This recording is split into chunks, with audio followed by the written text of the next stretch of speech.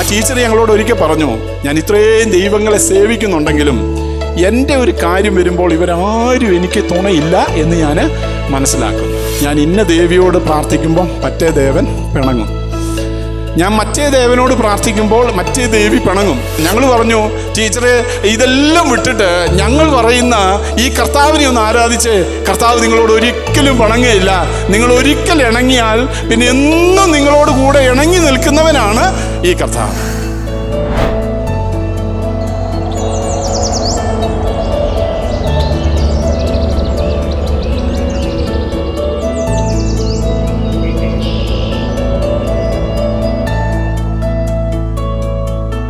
നമ്മുടെ അല്പസമയത്തെ വചനധ്യാനത്തിനായി അപ്പോസ്തല പ്രവൃത്തികൾ 6-ാം അധ്യായം അതിൻ്റെ 5-ാം വാക്യം പ്രാരംഭമായി നമുക്ക് വായിക്കാം. അപ്പോസ്തല പ്രവൃത്തികൾ 6-ാം അധ്യായം 5-ാം വാക്യം. വളരെ ശക്തനായി ദൈവം ഉപയോഗിച്ചതായ ഒരു മനുഷ്യനെക്കുറിച്ച് പറയാനാണ് ഞാൻ ആ ഭാഗം എടുത്തത്. 6-ാം അധ്യായം എന്ന് പറഞ്ഞപ്പോൾ തന്നെ ഞങ്ങൾ ഒരുപക്ഷെ അദ്ദേഹത്തെക്കുറിച്ച് ഊഹിച്ചു കാണും. വളരെ അധികം പ്രസംഗങ്ങളൊന്നും നമ്മൾ കേട്ടിട്ടുണ്ടാകാൻ വളരെ സാധ്യത കുറവുള്ളതും എന്നാൽ നമുക്കെല്ലാവർക്കും സുപരിചിതനുമായ ഒരു വ്യക്തിയാണ് അവിടെ നമുക്ക് കാണാനായിട്ട് സാധിക്കുന്നത്. ആ വാക്യം നമുക്ക് വായിക്കാം. കൂട്ടത്തിനൊക്കെയും ബോധ്യമായി വിശ്വാസവും പരിശുദ്ധാത്മാവും നിറഞ്ഞ പുരുഷനായ സ്തെഫാനോസ്, ഫിലിപ്പോസ്, പ്രൊഖൈരോസ്, നിക്കാനോർ, തീമോൻ, പർമനാസ്, യഹൂദ മതാനുസാരിയായ അന്തോക്യക്കാരൻ നിക്കൊലോവോസ് എന്നിവരെ തിരഞ്ഞെടുത്തു. മതി, അതിൽ ഒരാളെക്കുറിച്ച് പറയാനാണ് ഞാൻ താല്പര്യപ്പെടുന്നത്. അല്ലേ, മേശമേൽ ശുശ്രൂഷിപ്പാനായിട്ട് സഭ തിരഞ്ഞെടുത്തതായ 7 പേരുടെ പേരുകളാണ് നമ്മളവിടെ വായിച്ചത്. അതിലെല്ലാവരെക്കുറിച്ചും നമുക്ക് വ്യക്തമായ കാഴ്ചപ്പാടൊന്നും ദൈവത്തിൻ്റെ വചനത്തിൽ ലഭിക്കുന്നില്ല എങ്കിലും അതിൽ പ്രധാനിയായിരുന്ന ഒരു മനുഷ്യനെ നമ്മളവിടെ വായിക്കുന്നത് ഫിലിപ്പോസ്. ആ ഫിലിപ്പോസിനെ കുറിച്ച് ദൈവത്തിൻ്റെ വചനത്തിൽ കാണുന്നതായ ഉത്തമമായ ചില മാതൃകകളെ കുറിച്ച് സംസാരിച്ചിരിക്കണമെന്നാണ് ഞാൻ താല്പര്യപ്പെടുന്നത്. ഫിലിപ്പോസ് എന്ന് കേൾക്കുമ്പോൾ തന്നെ ദൈവത്തിൻ്റെ വചനത്തിൽ പ്രധാനമായി 2 ഫിലിപ്പോസുമാരെ നമുക്ക് കാണാനായിട്ട് സാധിക്കും. ഒന്ന് അപ്പോസ്തോലനായ ഫിലിപ്പോസ്, അല്ലേ, കർത്താവിൻ്റെ 12 ശിഷ്യന്മാരിൽ പ്രമുഖനായിരുന്ന ഒരു ഫിലിപ്പോസിനെ നമുക്ക് ദൈവത്തിൻ്റെ വചനത്തിൽ കാണാൻ സാധിക്കുന്നുണ്ട്. അത് കഴിഞ്ഞാൽ അപ്പോസ്തല പ്രവൃത്തി 6, 7, 8 അധ്യായങ്ങളിൽ കാണുന്നതായ സുവിശേഷകനായ ഫിലിപ്പോസ്. ഇവിടെ ഇന്ന് നമ്മൾ ചിന്തിക്കുന്ന ഫിലിപ്പോസ് സുവിശേഷകനായ ഫിലിപ്പോസിനെ കുറിച്ചാണ് നമ്മൾ ചിന്തിക്കാനായിട്ട് പോകുന്നത്. വളരെ ശക്തനും കർത്താവിന് വേണ്ടി വളരെയേറെ പ്രയോജനപ്പെടുകയും ആത്മാക്കളെ നേടുകയും ചെയ്തതായ ഒരു വ്യക്തിയായിരുന്നു ഫിലിപ്പോസ് എന്ന് നമുക്കറിയാം. വളരെ കാലഘട്ടമൊന്നും താൻ ശുശ്രൂഷിച്ചില്ല, വളരെ കുറഞ്ഞ കാലഘട്ടം മാത്രമാണ് താൻ ശുശ്രൂഷിച്ചത്. എന്നാൽ ശുശ്രൂഷ കാലഘട്ടം വേല സ്ഥലങ്ങൾ യെരുശലേമും യഹൂദിയും ശമരിയും ഒക്കെ ആയിരുന്നു തൻ്റെ പ്രധാന പ്രവർത്തന കർമ്മ മേഖലകൾ എന്ന് ദൈവത്തിൻ്റെ വചനം പഠിക്കുമ്പോൾ നമുക്ക് കാണാനായിട്ട് സാധിക്കും. സ്തെഫാനോസ് നിമിത്തമുണ്ടായ ഉപദ്രവ ഹേതുവായി സഭ ചിതറിപ്പോയി. പല സ്ഥലങ്ങളിലായിട്ട് സഭയും ദൈവമക്കളും ഒക്കെ ചിതറിപ്പോയി. അക്കൂട്ടത്തിൽ യെരുശലേം വിട്ട് ഓടിപ്പോയതായ, പീഡനം സഹിക്കവയ്യാതെ യെരുശലേമിൽ നിന്ന് ഓടിപ്പോയതായ ഒരു വ്യക്തിയാണ് ഫിലിപ്പോസിനെയും നമുക്ക് കാണാനായിട്ട് സാധിക്കുന്നത്. യെരുശലേമിൽ നിന്ന് അദ്ദേഹം ഓടിപ്പോയി എവിടെയാണ് എത്തിപ്പെട്ടത്? ശമരിയ പട്ടണത്തിലാണ് അദ്ദേഹം എത്തിപ്പെട്ടത്. താൻ എത്തിപ്പെട്ടതായ ശമരിയ പട്ടണത്തിൽ ദൈവത്തിന് വേണ്ടി വൻ കാര്യങ്ങളെ അദ്ദേഹം ചെയ്യാനായിട്ട് ഇടയായി തീർന്നു. അദ്ദേഹത്തിൻ്റെ ശുശ്രൂഷ കാലഘട്ടത്തിൽ അദ്ദേഹത്തിൻ്റെ പ്രവർത്തനത്തിലൂടെ ശമരിയ പട്ടണത്തിൽ ഒരു ആഭിചാരം ചെയ്യുന്നതായ അല്ലെങ്കിൽ ഒരു മന്ത്രവാദിയായിരുന്ന ഒരു മനുഷ്യൻ, അല്ലേ, ശിമോൻ എന്ന് പേരുള്ളതായ ഒരു മനുഷ്യൻ രക്ഷിക്കപ്പെട്ട് സ്നാനപ്പെടാനായിട്ടിടയായി തീർന്നു. അദ്ദേഹത്തിൻ്റെ പ്രവർത്തന ഫലമായി എത്യോപ്യ രാജ്ഞിയുടെ ഷണ്ണൻ രക്ഷിക്കപ്പെടുകയും സ്നാനപ്പെടുകയും ആഫ്രിക്കയിലേക്ക് സുവിശേഷം കടന്നു ചെല്ലപ്പെടാനായിട്ട് ഇടയായി തീർന്നു. ഇങ്ങനെ വളരെ ശക്തനായി ദൈവത്തിന് വേണ്ടി പ്രവർത്തിച്ചതായ ഒരു മനുഷ്യനെയാണ് നമ്മൾ 6-ാം അധ്യായവും 8-ാം അധ്യായവും ധ്യാനിക്കുകയാണെങ്കിൽ അദ്ദേഹത്തെ എങ്ങനെയാണ് ദൈവത്തിൻ്റെ പരിശുദ്ധാത്മാവ് ഉപയോഗിച്ചത് എന്ന് കാണാനായിട്ട് സാധിക്കും. എന്നെ കേൾക്കുന്ന പ്രിയപ്പെട്ടവരെ, ഇന്ന് ഈ ആരാധനയുടെ മധ്യേ ഫിലിപ്പോസിനെ കുറിച്ച്, സുവിശേഷകനായ ഫിലിപ്പോസിനെ കുറിച്ച് നമ്മൾ ധ്യാനിക്കുന്നതിൻ്റെ കാരണം, ഈ ധ്യാനം കഴിയുമ്പോൾ 40 മിനിറ്റോ 45 മിനിറ്റോ ഉള്ള ഈ ധ്യാനം കഴിയുമ്പോൾ നമുക്കെല്ലാവർക്കും ഒരു പ്രാർത്ഥന ഉണ്ടാകണം. കർത്താവേ, എന്നെ ആ സുവിശേഷകനായ ഫിലിപ്പോസിനെ പോലെ നീ എന്നെ ഉപയോഗിക്കണമേ. ദൈവസഭയിൽ ആ മനുഷ്യനെ നീ എങ്ങനെ ഉപയോഗിച്ചോ, ആ മനുഷ്യനിലൂടെ നീ എന്തെല്ലാം കാര്യങ്ങൾ ചെയ്തെടുത്തോ, അതുപോലെ നീ എന്നെ ഉപയോഗിക്കണമേ എന്നുള്ള പ്രാർത്ഥനയോടെ നമുക്ക് ഇന്ന് ഇവിടുന്ന് കടന്നു പോകാനായിട്ട് സഹായിക്കട്ടെ. എന്തുകൊണ്ടാണ് ഈ 7 പേരെ തിരഞ്ഞെടുക്കേണ്ടി വന്നത്? ആ 6-ാം അധ്യായത്തിൻ്റെ 1-ാം വാക്യം, ആ കാലത്ത് ശിഷ്യന്മാർ പെരുകി വരുമ്പോൾ നിങ്ങളുടെ വിധവമാരെ ദിനം പ്രതിയുള്ള ശുശ്രൂഷയിൽ ഉപേക്ഷയായി വിചാരിച്ചു എന്ന് യവന ഭാഷക്കാർ എബ്രായ ഭാഷക്കാരുടെ നേരെ പിറുപിറുത്തു. സഭയിലെ ആദ്യത്തെ ഭിന്നതയാണ് നമുക്ക് കാണാൻ സാധിക്കുന്നത്. 1-ാം നൂറ്റാണ്ടിൽ സഭ സ്ഥാപിക്കപ്പെട്ടതിന് ശേഷം സഭയിൽ വന്ന ആദ്യത്തെ ഭിന്നത. അപ്പോൾ ആരംഭകാലം മുതൽ സഭയിൽ ഭിന്നതയുണ്ടായിരുന്നു എന്നുള്ളത് വായിക്കുമ്പോൾ നമുക്ക് മനസ്സിലാക്കാനായിട്ട് സാധിക്കും, അല്ലേ? 2 കൂട്ടം ആളുകൾ തമ്മിൽ ഒരു ഭിന്നതയുണ്ടായി, തർക്കമുണ്ടാകാനായിട്ടിടയായി തീർന്നു. ആരൊക്കെയാണ് ആ 2 കൂട്ടം? ഒന്ന്, ഗ്രീക്ക് സംസാരിക്കുന്നതായ വിവിധ സ്ഥലങ്ങളിൽ നിന്ന് യെരുശലേമിൽ വന്ന് പാർക്കുന്നതായ യഹൂദ വിശ്വാസികൾ. ഗ്രീക്ക് ഭാഷ സംസാരിക്കുന്ന ദേശത്തിൻ്റെ വിവിധ ഭാഗങ്ങളിൽ നിന്ന് വന്നതായ യഹൂദ വിശ്വാസികളാണ് ഒരു കൂട്ടം ആളുകൾ. മറ്റൊരു കൂട്ടം ആളുകൾ ഹീബ്രു ഭാഷ സംസാരിക്കുന്ന, അരാമിക് ഭാഷ സംസാരിക്കുന്നതായ തദ്ദേശീയരായ യഹൂദ ക്രിസ്ത്യാനികൾ. 2 പേരും യഹൂദന്മാരാണ്, ജൂവിഷ് ബാക്ക്ഗ്രൗണ്ട് ഉള്ളവരാണ്. പക്ഷേ 2 പേരുടെയും ലാംഗ്വേജ് വ്യത്യാസമുണ്ട്. ഒരു കൂട്ടം യഹൂദന്മാർ അവർ ദേശത്തിൻ്റെ മറ്റ് ഭാഗങ്ങളിൽ നിന്നൊക്കെ യെരുശലേമിൽ വന്ന് പാർക്കുന്നവരാണ്. അവർ ഗ്രീക്ക് ഭാഷയാണ് സംസാരിക്കുന്നത്. അവരും തദ്ദേശീയരായ അവിടെ തന്നെ നേറ്റീവ്സ് ആയിട്ട് ഉള്ളതായ ആളുകളും തമ്മിൽ അവർക്കൊരു പരാതിയുണ്ട്. തങ്ങളുടെ വിധവമാരെ ദിനം പ്രതിയുള്ള ശുശ്രൂഷയിൽ ഉപേക്ഷയായി വിചാരിക്കുന്നു. ഞങ്ങളുടെ ആളുകളെ നിങ്ങൾ പരിഗണിക്കുന്നില്ല എന്നുള്ളതായ ഒരു തർക്കമാണ് അവിടെ വരാനായിട്ട് ഇടയായി തീർന്നു. അതാണ് സഭയിൽ ആദ്യം വന്ന ഭിന്നതയുടെ റീസൺ, അല്ലേ? അന്ന് മുതൽ സഭയുടെ ഈ കാലഘട്ടം വരെയും ഈ തർക്കം സഭകളിലെല്ലാം നിലനിൽക്കുന്നുണ്ട് എന്നുള്ളത് ഒരു വാസ്തവമാണ്. അതുകൊണ്ടാണ് 12 2-ാം വാക്യം ശിഷ്യന്മാരുടെ കൂട്ടത്തെ വിളിച്ചു, ഈ സഭയെ വിളിച്ചു കൂട്ടി. എന്നിട്ട് പറഞ്ഞു, നിങ്ങളിങ്ങനെ തർക്കിക്കുകയും വാദിക്കുകയും ഒക്കെ ചെയ്താൽ, നിങ്ങൾക്ക് വേണ്ടി ഇങ്ങനെ ഭക്ഷണം വിളമ്പി തരിക, സാധനങ്ങളൊക്കെ ഡിവൈഡ് ചെയ്യുക, മേശമേൽ ശുശ്രൂഷിക്കുക, ഇതിനല്ല കർത്താവ് ഞങ്ങളെ വിളിച്ചിരിക്കുന്നത്. ഞങ്ങളെ കർത്താവ് ആക്കിയിരിക്കുന്നതിൻ്റെ ഉദ്ദേശം സുവിശേഷം പ്രസംഗിക്കുക എന്നുള്ളതാണ് ഞങ്ങളുടെ ശുശ്രൂഷ, അല്ലേ? അതാ പറയാനായിട്ടിടയായിത്തീരുന്നത്. ആ 12 അപ്പോസ്തലന്മാർ പറഞ്ഞു, നിങ്ങളുടെ ഈ തർക്കവും നിങ്ങളുടെ ഈ വാദവും ഒക്കെ പരിഹരിച്ച് നിങ്ങൾക്ക് ഭക്ഷണം വിളമ്പി തരാനും നിങ്ങളുടെ എന്താണ് ഈ മേശമേൽ ശുശ്രൂഷ, മേശമേൽ ശുശ്രൂഷിക്കാനായിട്ട് 7 പേരെ തിരഞ്ഞെടുത്തു എന്നാണ് നമ്മൾ ചിന്തിക്കുന്നത്. അത് മനസ്സിലാക്കണമെങ്കിൽ ആദ്യം എന്താണ് മേശമേൽ ശുശ്രൂഷ എന്നുള്ളത് മനസ്സിലാക്കാനായിട്ട് ഇടയായിത്തീരണം. 12 മണിക്ക് ആരാധന കഴിയുമ്പോൾ നമ്മുടെ കുട്ടികൾ കഞ്ഞി വിളമ്പി കൊടുക്കും. അതാണ് മേശമേൽ ശുശ്രൂഷ. അതും ഒരു മേശമേൽ ശുശ്രൂഷയാണെന്നേ ഉള്ളൂ, അതല്ല, അല്ലേ? ഇവിടെ പറയുന്നതായ മേശമേൽ ശുശ്രൂഷ എന്ന് പറയുന്നത് 2-ാം അധ്യായം 43, 47 വരെയുള്ള വാക്യം വായിക്കുമ്പോൾ നമുക്ക് കാണാനായിട്ട് സാധിക്കും. ആദ്യം എന്താണ് ഈ മേശമേൽ ശുശ്രൂഷ എന്നുള്ളത് പഠിക്കണം.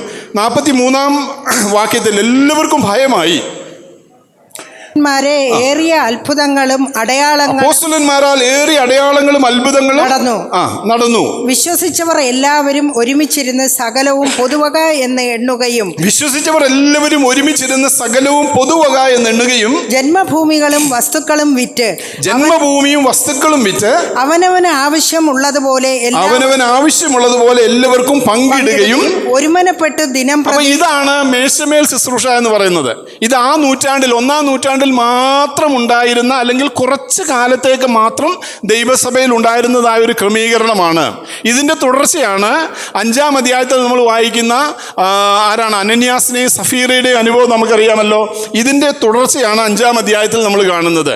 അവരെന്താ ചെയ്തിരുന്നത്? എല്ലാവർക്കും ഭയമായി. അപ്പോസ്തലന്മാരാൽ ഏറിയ അത്ഭുതങ്ങളും അടയാളങ്ങളും നടന്നു. വിശ്വസിച്ചവരെല്ലാവരും ഒരുമിച്ച് സകലവും പൊതുവക എന്ന് എണ്ണുകയും ജന്മഭൂമികളും വസ്തുക്കളും വിറ്റ് ആവശ്യമുള്ളതുപോലെ എല്ലാവർക്കും, അവരെല്ലാം അവരുടെ സ്ഥലങ്ങളും വീടുകളും അവരുടെ മറ്റ് സ്ഥലങ്ങളിലുണ്ടായിരുന്ന പറമ്പുകളും ഒക്കെ വിറ്റ് അപ്പോസ്തലന്മാരുടെ കാൽക്കൽ കൊണ്ടുവയ്ക്കുകയും അത് എല്ലാവരും പൊതുവകയായിട്ട് എണ്ണി, ഉള്ളവനും ഇല്ലാത്തവനും പാവപ്പെട്ടവനും പണക്കാരനും ഒന്നും വ്യത്യാസമില്ലാതെ ഓരോരുത്തർക്കും വേണ്ടത് ശേഖരിച്ച് വിഭാഗിച്ച് നൽകുന്നതായ ശുശ്രൂഷ അന്ന് 1-ാം നൂറ്റാണ്ടിൽ ദൈവസഭയിൽ ഉണ്ടായിരുന്നു. അത് അന്നൊരു കാലഘട്ടത്തേക്ക് മാത്രം ഉണ്ടായിരുന്നതാണ്.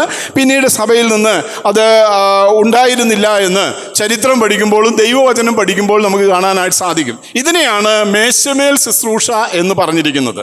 അപ്പോൾ ആളുകൾ വിറ്റ് കൊണ്ട് അപ്പോസ്തലന്മാരുടെ കാൽക്കൽ വെക്കുകയും അത് ആവശ്യക്കാർക്ക് വിഭാഗിച്ചു കൊടുക്കും. അപ്പം ചിലർക്ക് കൂടുതൽ കിട്ടി, ചിലർക്ക് കിട്ടാതെ വന്നു.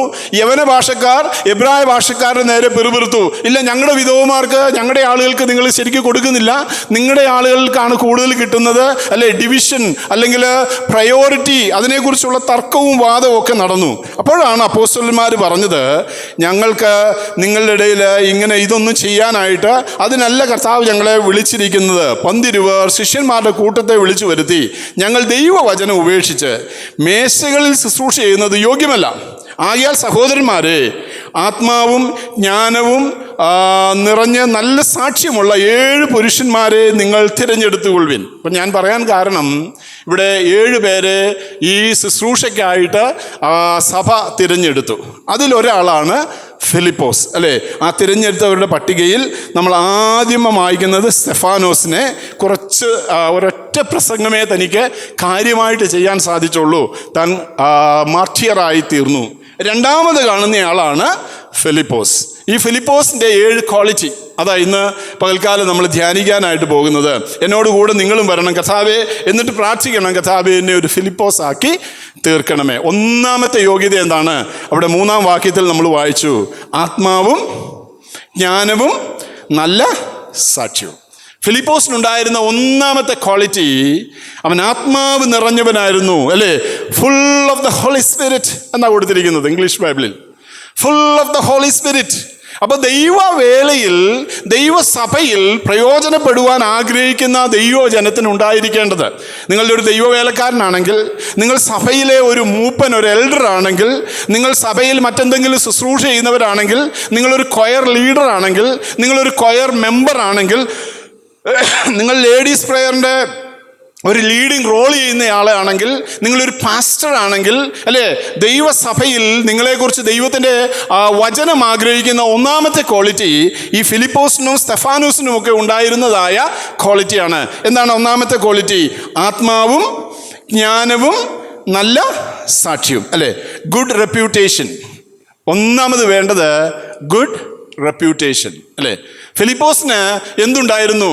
ഗുഡ് റെപ്യൂട്ടേഷൻ, നല്ല സാക്ഷ്യമുണ്ടായിരുന്നു. കർത്താവേ, ഒരു നല്ല സാക്ഷ്യമുള്ളവനായി തീരുവാൻ, ഒരു നല്ല സാക്ഷ്യമുള്ളവളായി തീരുവാൻ, സഭയാകമാനം എന്നെക്കുറിച്ച് പറയാനായിട്ടിടയായിത്തീരണം.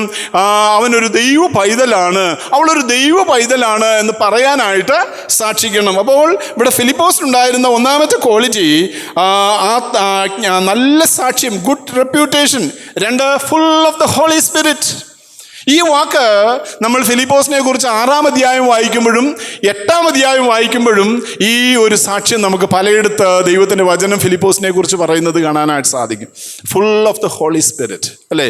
ദൈവത്തിൻ്റെ ആത്മാവിനാൽ നിറഞ്ഞവനായിരുന്നു ഫിലിപ്പോസ് എന്ന്. ഇവിടെ നമ്മൾ 7-ാം അധ്യായത്തിൽ സ്തെഫാനോസിനെ കുറിച്ച് വായിക്കുമ്പോൾ അവിടെയും സ്തെഫാനോസിനെ കുറിച്ചും പറഞ്ഞിരിക്കുന്നത് he was full of the holy spirit, അവൻ ആത്മാവിനാൽ നിറഞ്ഞവനായിരുന്നു. 3, വിസ്ഡം, ജ്ഞാനമുള്ളവനായിരുന്നു, അല്ലേ?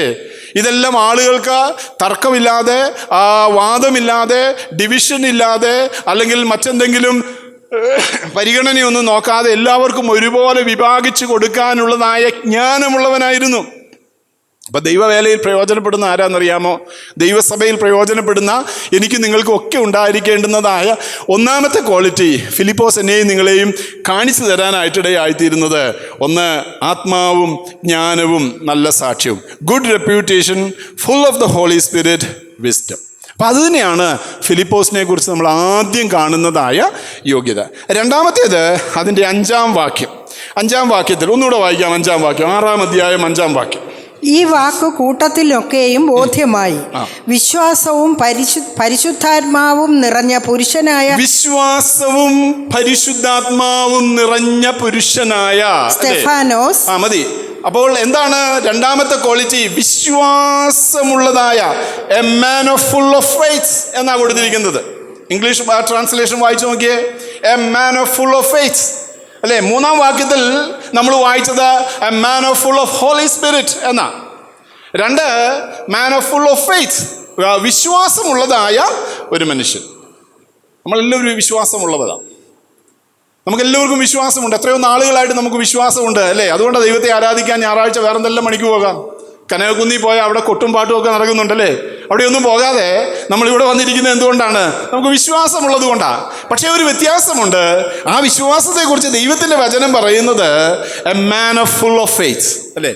തികഞ്ഞ വിശ്വാസമുള്ളതായ ഒരു മനുഷ്യൻ, വിശ്വാസത്താൽ നിറഞ്ഞതായ ഒരു മനുഷ്യൻ. ഇത് സ്തെഫാനോസിനുമുള്ള ക്വാളിറ്റിയാണ്. അപ്പം എനിക്ക് നിങ്ങൾക്കും ആവശ്യമുള്ളത് ഒരു നോർമലായ ഒരു വിശ്വാസമില്ല അല്ല, പിന്നെയോ A man of full of faith അല്ലേ. ആ വിശ്വാസം കൊണ്ട് നിറഞ്ഞതായ മനുഷ്യൻ. ലൂക്കോസിന്റെ സുവിശേഷം 7-ാം അധ്യായത്തിന്റെ 7-ാം വാക്യം വായിക്കുമ്പോൾ അവിടെ നമ്മൾ അങ്ങനെ ഒരു മനുഷ്യനെ വായിക്കുന്നുണ്ട്. അവൻ യഹൂദനൊന്നും ആയിരുന്നില്ല, അവനൊരു യവനനായിരുന്നു, അവനൊരു ഇസ്രായേലിയൻ അല്ലാത്തതായ ഒരു മനുഷ്യനായിരുന്നു. ആ മനുഷ്യനെ കുറിച്ച് കർത്താവായ യേശുക്രിസ്തു ഇങ്ങനെ സാക്ഷിക്കാനായിട്ടിടയായി തീർന്നു. അതിന്റെ 7-ാം വാക്യം അവന്റെ വിശ്വാസം നമുക്ക് കാണാം. ലൂക്കോസിന്റെ സുവിശേഷം 7-ാം അധ്യായം 7-ാം വാക്യം. ലൂക്കോസ് 7:7. അതുകൊണ്ട് നിന്റെ അടുക്കൽ വരുവാൻ ഞാൻ യോഗ്യനെന്ന് എനിക്ക് തോന്നിയിട്ടില്ല. കർത്താവേ, നീ ഒരു വാക്ക് കൽപ്പിച്ചാൽ എൻ്റെ ബാല്യക്കാരന് സൗഖ്യം വരും അല്ലേ. നമുക്കറിയാം ആരാണ് ശതാധിപൻ. അവനൊരു ഇസ്രായേലിനൊന്നുമല്ല, പുറജാതിക്കാരനാണ്. പക്ഷേ യേശു രോഗികളെ സൗഖ്യമാക്കുന്നവനാണ്. യേശു പാപികളെ വിടുവിക്കുന്നവനാണ്. യേശു അത്ഭുതങ്ങളെ ചെയ്യുന്നവനാണ്. യേശു സ്വർഗരാജ്യത്തിലേക്ക് നമ്മെ കൊണ്ടുപോകുന്നവനാണെന്ന് അവൻ വിശ്വസിച്ചു. അതുകൊണ്ട് തൻ്റെ പ്രിയപ്പെട്ട ബാല്യക്കാരൻ രോഗിയായപ്പോൾ കുറച്ച് ആളുകളെ യേശുവിൻ്റെ അടുക്കലേക്ക് പറഞ്ഞയക്കുന്നത് കാണാൻ സാധിക്കും. അവർ ചെന്ന് യേശുവിനോട് പറഞ്ഞു, കർത്താവേ, അവിടെ ഒരു ശതാധിപനുണ്ട്, നീ അവൻ്റെ ഭവനത്തിലേക്കൊന്ന് വരണം, അവൻ്റെ ബാല്യക്കാരൻ സുഖമില്ലാതിരിക്കുകയാണ്, നീ അവന് വേണ്ടി പ്രാർത്ഥിക്കണം, അവൻ മരണശയ്യയിലാണ്, നീ അവന് വേണ്ടി പ്രാർത്ഥിക്കണമെന്ന് പറയാനായിട്ട് ഒരു കൂട്ടം ആളുകൾ യേശുവിൻ്റെ അടുക്കലേക്ക് ചെന്നു. ഇവർ ചെല്ലുമ്പോഴേക്കും ഞാൻ മനസ്സിലാക്കുന്നത് ആ മനുഷ്യൻ മരിച്ചു അല്ലേ. ശതാധിപൻ ആ യേശുവിൻ്റെ അടുക്കലേക്ക് ആളെ പറഞ്ഞു വിട്ടിട്ട്, അല്ലെങ്കിൽ ശതാധിപൻ വന്നിട്ട് പറയുകയാണ്, കർത്താവേ, നീ എൻ്റെ പുരയ്ക്കകത്ത് വരാൻ ഞാൻ യോഗ്യനല്ല, നീ വന്നില്ലെങ്കിലും കുഴപ്പമില്ല, നീ ഒരു വാക്ക് കൽപ്പിച്ചാൽ എൻ്റെ ബാല്യക്കാരന് സൗഖ്യം വരും. അതാ വിശ്വാസം. നീ ഒരു വാക്ക് കൽപ്പിച്ചാൽ എൻ്റെ ബാല്യക്കാരന് സൗഖ്യം വരും, അത് ഞാൻ വിശ്വസിക്കുന്നു. അത് കണ്ടിട്ടാ കർത്താവ് പറഞ്ഞത്, ഇസ്രായേലിൽ കൂടെ ഇങ്ങനെയൊരു വിശ്വാസം ഞാൻ കണ്ടിട്ടില്ല. എന്നെ കേൾക്കുന്ന പ്രിയപ്പെട്ടവരെ, ഇന്ന് പകൽക്കാലം നമുക്ക് വിശ്വസിക്കാനായിട്ട് സാധിക്കുന്നുണ്ടോ?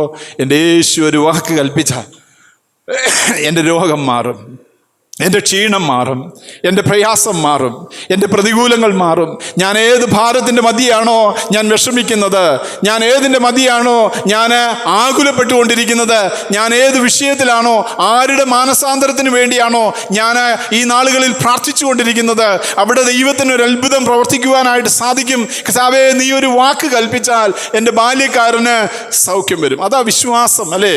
A man of full of faith. ഇവിടെ ഫിലിപ്പോസിനെ കുറിച്ച് നമ്മൾ വായിക്കുകയാണ്. A man of full of faith, വിശ്വാസവും പരിശുദ്ധാത്മാവും നിറഞ്ഞ പുരുഷനായ ഫിലിപ്പോസ്. വിശ്വാസവും പരിശുദ്ധാത്മാവ് നിറഞ്ഞ പുരുഷനായ ഫിലിപ്പോസ്. അതുകൊണ്ട് ഇന്ന് പകൽക്കാലം ദൈവത്തിൻ്റെ വചനം ധ്യാനിക്കുമ്പോൾ വിശ്വാസം എന്ന് പറയുന്നത് എന്താണ്? അടുക്കും തോറും വലിപ്പമേറി വരുന്നത് ഒന്നാണ് എന്ന് ഒരു ദൈവദാസൻ പറഞ്ഞു. വിശ്വാസം എന്ന് പറയുന്നത് അടുക്കും തോറും വലിപ്പം ഏറി വരുന്നതാണ്. ആമേൻ. അകലും തോറും അതിൻ്റെ വലിപ്പം കുറഞ്ഞുകൊണ്ടേയിരിക്കും. ആരോട് അടുക്കും തോറും? എബ്രായ ലേഖനം 10-ാം അധ്യായം 22-ാം വാക്യം. കാണാതറിയാവുന്ന വാക്യം അല്ലേ? എബ്രായ ലേഖനം 10-ാം അധ്യായം 22-ാം വാക്യം. അവിടെ നമ്മൾ എന്താ വായിക്കുന്നത്? വിശ്വാസത്തിൻ്റെ പൂർണ്ണ നിശ്ചയം പൂണ്ട് നാം ദുർമനസാക്ഷി നീങ്ങുമാറ് ഹൃദയങ്ങളിൽ തളിക്കപ്പെട്ടവരും ശുദ്ധവെള്ളത്താൽ ശരീരം കഴുകപ്പെട്ടവരുമായി വിശ്വാസത്തിന്റെ പൂർണ്ണ നിശ്ചയം പൂണ്ട് പരമാർത്ഥ ഹൃദയത്തോടെ അടുത്ത് ചെല്ലുക. വിശ്വാസത്തിൻ്റെ പൂർണ്ണ നിശ്ചയം പൂണ്ട്. ഇന്ന് പകൽക്കാലം ഈ ആരാധനയുടെ മധ്യേ കർത്താവേ, വിശ്വാസത്തിൻ്റെ പൂർണ്ണ നിശ്ചയം പൂണ്ട് പരമാർത്ഥ ഹൃദയത്തോടെ ഞാൻ നിന്നോട് അടുത്ത് വരുന്നു. നീ എൻ്റെ വിഷയങ്ങളിലേക്ക് ഇറങ്ങി വരണമേ കർത്താവേ, എൻ്റെ ഭാരങ്ങളിലേക്ക് ഇറങ്ങി വരണമേ കർത്താവേ, എൻ്റെ വിഷയത്തിൽ ഇടപെടണമേ. ഇവിടെ ഫിലിപ്പോസിനെ കുറിച്ച് നമ്മൾ വായിക്കുന്നത് വിശ്വാസത്തിൻ്റെ പൂർണ്ണതയുള്ളതായ man of full of faith, വിശ്വാസത്താൽ നിറഞ്ഞവനായ മനുഷ്യൻ അല്ലേ. അപ്പോൾ ഒന്നാമത്തെ ക്വാളിറ്റി നമ്മൾ കണ്ടു. എന്താണ്? ആത്മാവ് ജ്ഞാനവും അതുപോലെ തന്നെ നല്ല സാക്ഷ്യവുമുള്ളവൻ. 2, വിശ്വാസമുള്ളവനെ, man of full of faith, വിശ്വാസത്താൽ നിറഞ്ഞവനായ ഒരു മനുഷ്യൻ. ദൈവസഭയ്ക്ക് ഈ നാളുകളിൽ ആവശ്യമായിരിക്കുന്നത് ഇങ്ങനെയുള്ള ആളുകളെയാണ്. ആമേൻ.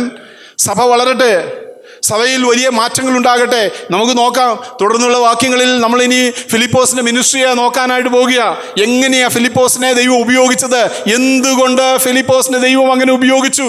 എന്തുകൊണ്ട് എന്നെയും നിങ്ങളെയും കർത്താവ് ഉപയോഗിക്കുന്നില്ല എങ്കിൽ എന്താണ്, എവിടെയാണ് കുറവ് സംഭവിച്ചിരിക്കുന്നത്? 1, പരിശുദ്ധാത്മാവിൻ്റെ നിറവ്. 2, വിശ്വാസത്തിൻ്റെ നിറവ് അല്ലേ. മൂന്നാമത്തേത് 8-ാം അധ്യായം 5-ാം വാക്യം. 8-ാം അധ്യായത്തിൻ്റെ 5-ാം വാക്യം. ഫിലിപ്പോസ് ശമരിയ പട്ടണത്തിൽ ചെന്ന് അവരോട് ക്രിസ്തുവിനെ പ്രസംഗിച്ചു. ക്രിസ്തുവിനെ പ്രസംഗിക്കുന്ന ഫിലിപ്പോസ്. 1, പരിശുദ്ധാത്മാവ് നിറഞ്ഞ ഫിലിപ്പോസ്, വിശ്വാസം നിറഞ്ഞ ഫിലിപ്പോസ്. 3, ക്രിസ്തുവിനെ പ്രസംഗിക്കുന്ന ഫിലിപ്പോസ്. എവിടെ ചെന്നു? ചിതറിപ്പോയവർ വചനം സുവിശേഷിച്ചുകൊണ്ട് അവിടെ സഞ്ചരിച്ചു. അവർ ചിതറിപ്പോയി. എവിടുന്ന് ചിതറിപ്പോയി? യെരുശലേമിൽ നിന്ന് പീഡനം വന്നപ്പോൾ യെരുശലേമിൽ നിന്ന് ചിതറി. അവരുടെ വീടും പറമ്പും വസ്തുവകകളും സ്വന്തം ദേശവും സ്വന്തക്കാരെയും ഒക്കെ വിട്ട് ഓടിപ്പോയപ്പോഴും അവരുടെ വിശ്വാസം അവർ വിട്ടില്ല. പോയെടുത്തെല്ലാം അവർ യേശുവിനെ സാക്ഷിച്ചു.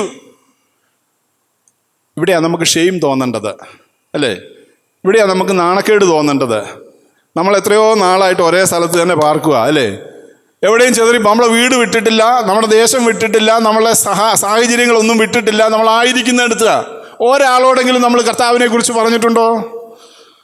ഒരാളോട് ഈ യേശു സൗഖ്യമാക്കുന്നവനാ, ഈ യേശു വിടുവിക്കുന്നവനാ, ഈ യേശു രക്ഷിക്കുന്നവനാ എന്ന് നമുക്ക് പറയാനായിട്ട് സാധിച്ചിട്ടുണ്ടോ? ഫിലിപ്പോസിന് വിശ്വാസത്താൽ നിറഞ്ഞവൻ എന്ന് ഫിലിപ്പോസിനെ കുറിച്ച് പറയുമ്പോൾ അവർ പോയിടത്തൊക്കെയും ഫിലിപ്പോസ് 5-ാം വാക്യം ശമരിയ പട്ടണത്തിൽ ചെന്ന് അവരോട് ക്രിസ്തുവിനെ പ്രസംഗിച്ചു. ആമേൻ. അവരോട് ആരെ കുറിച്ച് പറഞ്ഞു? അവരോട് ക്രിസ്തുവിനെ കുറിച്ച് പറഞ്ഞു. അവൻ ശമരിയിലേക്ക് ഓടിപ്പോയി. യെരുശലേമിൽ നിൽക്കാൻ പറ്റുന്നില്ല. അതുപോലെ പീഡനം വന്നു. അവിടുന്ന് ഓടിപ്പോയി. അവർ ക്രിസ്തുവിനെ പ്രസംഗിക്കാനായിട്ട് സാധിച്ചു. അങ്ങനെ പ്രസംഗിച്ചപ്പോൾ 6-ാം വാക്യം വായിച്ചു. ഫിലിപ്പോസ് ചെയ്ത അടയാളങ്ങളെ പുരുഷാരങ്ങൾ കേൾക്കുകയും കാണുകയും ചെയ്യുകയാൽ, ഫിലിപ്പോസ് ചെയ്ത അടയാളങ്ങളും അത്ഭുതങ്ങളും ആളുകൾ കാണുകയും കേൾക്കുകയും ചെയ്തു. ആമേൻ. അവൻ വിശ്വാസത്താൽ നിറഞ്ഞവനാണ് എന്ന് പറയാൻ കാരണം, അവൻ പരിശുദ്ധാത്മാവ് കൊണ്ട് നിറഞ്ഞവനായിരുന്നു എന്ന് പറയുന്നതിന്റെ കാരണം, അവനെ ദൈവത്തിന്റെ പരിശുദ്ധാത്മാവ് മറ്റെങ്ങുമില്ലാത്ത വിധത്തിൽ ഉപയോഗിക്കുവാനായിട്ടിടയായി തീർന്നു. ഞാനും നിങ്ങളും ദൈവത്തിന്റെ പരിശുദ്ധാത്മാവിന് വിധേയരായി ദൈവിക ശുശ്രൂഷ ചെയ്യാനായിട്ട്, അല്ലെങ്കിൽ നമ്മെ തന്നെ ദൈവവേലയ്ക്കായിട്ട് സമർപ്പിക്കുമ്പോൾ ദൈവം നമ്മെ അത്യത്ഭുതമായ നിലയിൽ നമ്മെ ഉപയോഗിക്കാനായിട്ടിടയായി തീരും. 6-ാം വാക്യത്തിൽ നമ്മൾ കാണുന്നത് ഫിലിപ്പോസ് ചെയ്ത അടയാളങ്ങളെ പുരുഷാരം കേൾക്കുകയും കാണുകയും ചെയ്തു. മനസ്സോടെ ശ്രദ്ധിച്ചുകൊണ്ടിരുന്നു. 3-ാമത്തത് അവൻ പറയുന്നത് എല്ലാവരും ശ്രദ്ധിച്ചു. ഇവിടെ നമ്മളൊന്ന് മനസ്സിലാക്കണം, ഓടിച്ചു പോകരുത്. എന്താണ് ഫിലിപ്പോസ് ചെയ്തത്? ആളുകൾ കാണുകയും കേൾക്കുകയും ചെയ്തു. നമ്മൾ ചെയ്യുന്നതൊക്കെ ആളുകൾ എന്ത് ചെയ്യുന്നുണ്ട്? കാണുന്നുണ്ട്. നമ്മൾ പറയുന്നതൊക്കെ ആളുകൾ കേൾക്കുന്നുണ്ട്. ആ ഒരു ചിന്ത നമ്മൾ എപ്പോഴും ഭരിക്കണം കേട്ടോ. നമ്മളെല്ലാ കാര്യം ചെയ്യുമ്പോഴും എന്നെ മറ്റുള്ളവർ കാണുന്നുണ്ട്, എന്നെ മറ്റുള്ളവർ കേൾക്കുന്നുണ്ട് എന്ന് ചിന്തിക്കണം. എന്നെ മറ്റുള്ളവർ നോക്കുന്നുണ്ട്, മറ്റുള്ളവരെന്നെ ശ്രദ്ധിക്കുന്നുണ്ട് അല്ലേ. സുവിശേഷം എന്ന് പറയുന്നത് വാക്കുകളിനേക്കാൾ ഉപരിയായിട്ട് നമ്മുടെ ജീവിത ശൈലിയാണ് എന്ന് എന്നെയും നിങ്ങളെയും പഠിപ്പിച്ചു തരുന്നതാണ് ഫിലിപ്പോസിൻ്റെ ജീവിതം. ആമേൻ. ഫിലിപ്പോസിൻ്റെ ജീവിതം നമ്മെ ചലഞ്ച് ചെയ്യുന്നത് അതാണ്. 6-ാം വാക്യത്തിൽ ഫിലിപ്പോസ് ചെയ്ത അടയാളങ്ങളെ പുരുഷാരങ്ങൾ കേൾക്കുകയും കാണുകയും ചെയ്യുകയാൽ അവൻ പറയുന്നത് അതാ അല്ലേ. അവൻ പറയുന്നത് എല്ലാവരും ഏക മനസ്സോടെ ശ്രദ്ധിച്ചു. എല്ലാവരും ഉണ്ടോ ഇവിടെ? അവൻ പറയുന്നത് എല്ലാവരും ഏക മനസ്സോടെ ശ്രദ്ധിച്ചു. അല്ലേ? മറ്റുള്ളവർ നമ്മളെ ശ്രദ്ധിക്കണമെങ്കിൽ, മറ്റുള്ളവർ നമ്മളെ കേൾക്കണമെങ്കിൽ നമ്മൾ ചെയ്യുന്നത് മറ്റുള്ളവർ കാണുകയും കേൾക്കുകയും ചെയ്യുന്നുണ്ട്. അതുകൊണ്ട് പരിശുദ്ധാത്മാവ് നിറഞ്ഞതായിരിക്കട്ടെ, വിശ്വാസം നിറഞ്ഞതായിരിക്കട്ടെ നമ്മുടെ ജീവിതവും നമ്മുടെ പ്രവൃത്തിയും. അപ്പോൾ മൂന്നാമത് നമ്മൾ ഫിലിപ്പോസിനെ കുറിച്ച് പറയുന്നത് എന്താണ്? അവൻ ക്രിസ്തുവിനെ പ്രസംഗിക്കുന്നതായ മനുഷ്യനാണ്. ഞങ്ങൾ കഴിഞ്ഞ ദിവസം പെരിങ്ങമലയിൽ കർത്താവിൻ്റെ വേലയ്ക്കായിട്ട് പോയി. ഞാൻ പറഞ്ഞല്ലോ, ഞങ്ങളുടെ ഒരു പ്രോജക്റ്റ് അവിടെ നടക്കുക. ഞാനൊരു പാസ്റ്ററും കൂടെ ഒരു വീട്ടിലേക്ക് കയറി ചെല്ലുമ്പോൾ, ഒരു അത്യാവശ്യം വലിയൊരു വീടാണ്, മുന്നിലൊരു വലിയ തുളസിത്തറയൊക്കെ ഉണ്ട്. അപ്പോൾ മനസ്സിലായി ഒരു നായർ തറവാട് വീടാണെന്ന് മനസ്സിലായി. ഞങ്ങൾ കയറി ചെല്ലുമ്പോൾ ഒരു ചാരു കസേരയിൽ ഒരു 70 വയസ്സ് പ്രായം തോന്നിക്കുന്നതായ വളരെ കുലീനയായൊരു സ്ത്രീ ഒരു ചാരു കസേരയിൽ ഇങ്ങനെ ഇരിക്കുന്നു. ഞങ്ങൾ കയറി ചെന്നു. ഞങ്ങൾ പറഞ്ഞു, ഞങ്ങൾ ഇന്ന സ്ഥലത്തുനിന്ന് വരികയാണ്, ഞങ്ങൾ ഇവിടെയുള്ള വീടുകളൊക്കെ കയറി ഇറങ്ങി ലഘുലേഖകൾ കൊടുക്കുകയും യേശു ക്രിസ്തുവിനെക്കുറിച്ച് സംസാരിക്കുകയും ചെയ്യാം. അപ്പോൾ അവർ പറഞ്ഞു കയറി ഇരിക്കാനായിട്ട് പറഞ്ഞു. ഞങ്ങൾ വിചാരിച്ചു റിജക്റ്റ് ചെയ്യുമെന്ന് വിചാരിച്ച് ഒരു മുൻവിധിയോടാണ് ചെന്നത്. അവർ പറഞ്ഞു കയറിയിരിക്കുക. ഞാൻ ഇന്ന് രാവിലെ എൻ്റെ പൂജാമുറിയിൽ ഞാനിങ്ങനെ പ്രാർത്ഥിച്ചുകൊണ്ടിരിക്കുമ്പോൾ എന്നോട് എൻ്റെ ഉള്ളിൽ പറഞ്ഞു, ഇന്ന് നിങ്ങളെ കാണാനായിട്ട് 2 പേര് വരും. ഞാൻ അവരെ കാത്തിങ്ങനെ ഇരിക്കുകയായിരുന്നു. അപ്പോൾ അവരോട് ഞങ്ങൾ പറഞ്ഞു, ആ ഉള്ളിൽ പറഞ്ഞ 2 പേര് ഞങ്ങൾ യേശു ക്രിസ്തുവിനെ കുറിച്ച് പറയാനായിട്ടാണ് വന്നത്. അപ്പോൾ അവർ രുദ്രാക്ഷമാലയൊക്കെ ഇട്ടിട്ടുണ്ട്, കുറിയൊക്കെ തൊട്ടിട്ടുണ്ട്. അവരെ കണ്ടാൽ തന്നെ അറിയാം അവർ വളരെ ഭക്തയായ ഒരാൾ. അവർ പറഞ്ഞു, ഞാൻ റിട്ടയർഡ് ടീച്ചറാണ്, ഇവിടുത്തെ ഹൈസ്കൂളിൽ നിന്ന് പ്രിൻസിപ്പലായിട്ട് റിട്ടയർ ചെയ്തതാണ്. ഞാനിവിടുത്തെ പ്രമുഖരായ ഒത്തിരി പേരുടെ പേരുകളൊക്കെ പറഞ്ഞു. ഇവിടുത്തെ MLA അടക്കം അവരെയൊക്കെ ഞാൻ പഠിപ്പിച്ചതാണ്, എൻ്റെ സ്റ്റുഡൻ്റാണ്. ഞാൻ ഇന്ന സ്കൂളിലെ ടീച്ചറായിരുന്നു, റിട്ടയർ ചെയ്തു. ഞങ്ങൾ പറഞ്ഞു ഞങ്ങൾ യേശു ക്രിസ്തുവിനെ കുറിച്ച് പറയാൻ വന്നതാണ്. ഞാൻ പറഞ്ഞു ഞാൻ മണ്ണന്തല എന്നാണ് വരുന്നത്. മറ്റേ പാസ്റ്റർ അദ്ദേഹം വരുന്നത് സ്ഥലം പറഞ്ഞു. ഞങ്ങൾ ഇന്നിടുന്ന വരുന്നത്. ഞങ്ങളിങ്ങനെ എല്ലാ വീടുകളും കയറി ഇറങ്ങി. ഞങ്ങൾ അവരോട് യേശു ക്രിസ്തുവിനെ കുറിച്ച് പറഞ്ഞു. അവരെല്ലാം ഹൃദ്യമായി കേട്ടിട്ട് പറഞ്ഞു, ഞാൻ ഇതിനെക്കുറിച്ച് പഠിക്കാം, എനിക്ക് താല്പര്യമുണ്ട്, ഒരു ബൈബിൾ ഉണ്ടോ എന്ന് ചോദിച്ചു. ഞങ്ങളൊരു ഗിഡിയൻസ് ന്യൂ ടെസ്റ്റ്മെൻ്റ് അത് അവർക്ക് കൊടുത്തു. അതിനുശേഷം അവിടുന്ന് പ്രാർത്ഥിച്ച് അടുത്ത വീട്ടിലേക്ക് പോയി. അടുത്ത വീട്ടിലേക്ക് പോയപ്പം തന്നെ അവർ ഞങ്ങളോട് പറഞ്ഞു, അതെൻ്റെ മോൻ്റെ വീടാണ്, അവൻ അവിടെ ഉണ്ടെങ്കിൽ പ്രശ്നമാണ്, അവൻ ഇവിടുത്തെ BJPയുടെ നേതാവാണെന്ന് പറഞ്ഞു. ഞങ്ങൾ പറഞ്ഞു കുഴപ്പമില്ല, റിജക്റ്റ് ചെയ്താൽ ഞങ്ങൾ ഈ ലഘുലേഖ അവിടെ വെച്ചിട്ട് കൊടുത്തിട്ട് ഞങ്ങൾ പൊക്കോളാം എന്ന് പറഞ്ഞു. ഞങ്ങൾ അദ്ദേഹത്തിൻ്റെ വീട്ടിലേക്ക് ചെന്നു. അദ്ദേഹത്തിൻ്റെ വീട്ടിൽ ചെന്നപ്പോൾ എന്തായാലും ഭാഗ്യത്തിന് അദ്ദേഹത്തിൻ്റെ ഭാര്യ മാത്രമേ അവിടെ ഉണ്ടായിരുന്നുള്ളൂ. അവർ സുവിശേഷം അല്പമൊക്കെ ഞങ്ങളെ പുറത്ത് നിന്നുകൊണ്ട് തന്നെ ഞങ്ങൾ പറഞ്ഞത് അവർ ശ്രദ്ധിച്ചിട്ട് പറഞ്ഞു, എൻ്റെ ഭർത്താവ് ഇവിടുത്തെ ഒരു BJP ലീഡറാണ്, അങ്ങേർക്ക് ഇതൊന്നും ഇഷ്ടമില്ല. പക്ഷേ അദ്ദേഹം സ്കൂൾ ടീച്ചറാണ്, ഈ ടീച്ചറുടെ മോനാ. അദ്ദേഹം ഇപ്പോൾ അവിടുത്തെ ഒരു സ്കൂളിലെ ടീച്ചറാണ്. അദ്ദേഹം എല്ലാ ദിവസവും സ്കൂളിൽ പോകുന്നതിന് മുമ്പ് ബൈബിൾ തുറന്ന് ഒരു പോർഷൻ വായിച്ചിട്ടാണ് അദ്ദേഹം സ്കൂളിലേക്ക് പോകുന്നത്. ഇതൊന്നും നിങ്ങളുടെ ഈ മതപരിവർത്തനമൊന്നും എൻ്റെ ഭർത്താവിന് ഇഷ്ടമല്ല. പക്ഷേ ബൈബിൾ തുറന്ന് എല്ലാ ദിവസവും ഒരല്പം പോർഷൻ വായിച്ചിട്ടാണ് പോകുന്നത്. ഞങ്ങൾ അവരോടും സുവിശേഷം പറഞ്ഞു, ലഘുലേഖയും ഞങ്ങളുടെ കയ്യിലുണ്ടായിരുന്ന പുസ്തകങ്ങളൊക്കെ കൊടുത്തു. ഞാൻ പറയാൻ കാരണം, കർത്താവിൻ്റെ വചനത്തിനായിട്ട് കാതോർക്കുന്ന അനേകരും നമുക്ക് ചുറ്റുമുണ്ട്, അല്ലേ? നമുക്കൊരു ഫിലിപ്പോസായി തീരാൻ ഈ നാളുകളിൽ ഇടയായി തീരുന്നുവെങ്കിൽ കർത്താവ് അത്ഭുതങ്ങളെ ചെയ്യും. കർത്താവ് അസാധ്യങ്ങളെ സാധ്യമാക്കുവാനായിട്ടിടയായിത്തീരും. കർത്താവിന് വൻകാര്യങ്ങളെ പ്രവർത്തിക്കാനായിട്ടിടയായിത്തീരും.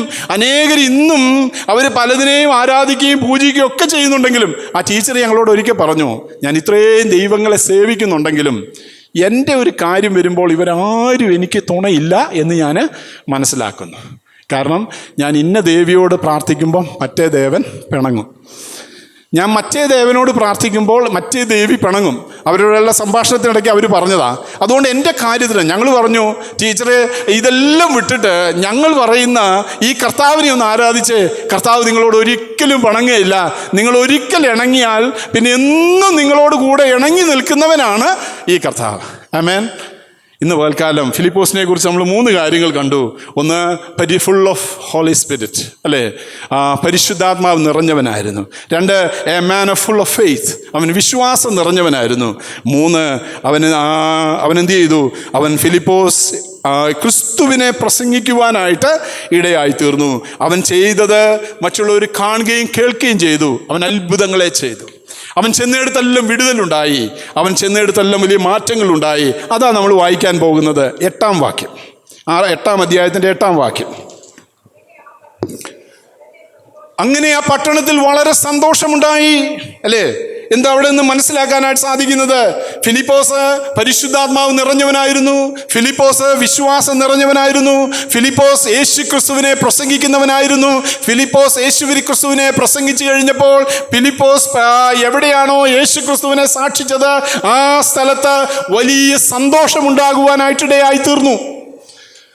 ഫിലിപ്പോസിന്റെ സാന്നിധ്യം ശമരിയ പട്ടണത്തിൽ സന്തോഷം കൊണ്ടുവന്നു. ആമേൻ.